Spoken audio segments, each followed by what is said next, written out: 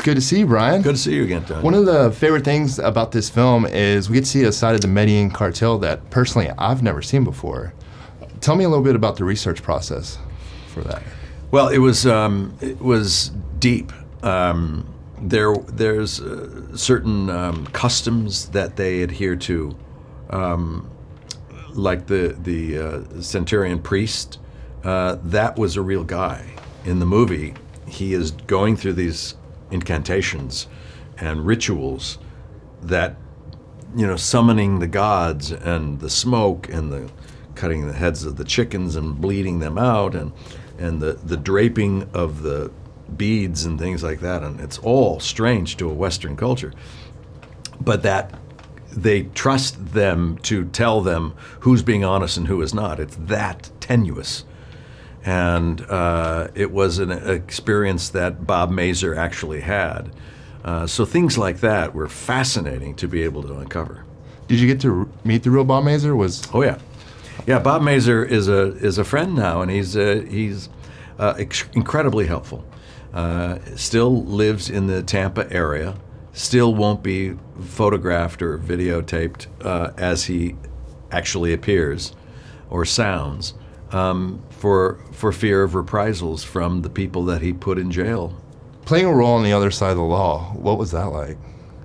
It's to play a criminal, or to like Walter White, or to play a police officer like Bob Mazur, is just a different hat, really. Once Breaking Bad or any other role ends, you disrobe those things, the armament of that character.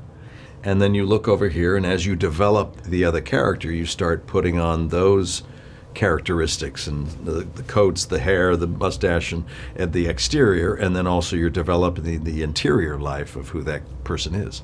I've always wanted to ask you, what do you love most about being an actor? I think it's really encouraging the child in you to come out and play. When we played as children, we did with abandon. I'm the sheriff, or so you're under arrest and you're going to go to jail, and or there's a shootout and whatever, or explorers, or your Star Wars, or whatever the fantasy that has you enthralled at the time. And as an actor, we are required, as our job description, to go back into the child within us and let that child come out and fully play and imagine ourselves as these people. And so it's a great job. I was with Kevin Hart earlier this week, and he was teasing an upcoming project with you. Is there anything you can say about it? Or? Yeah.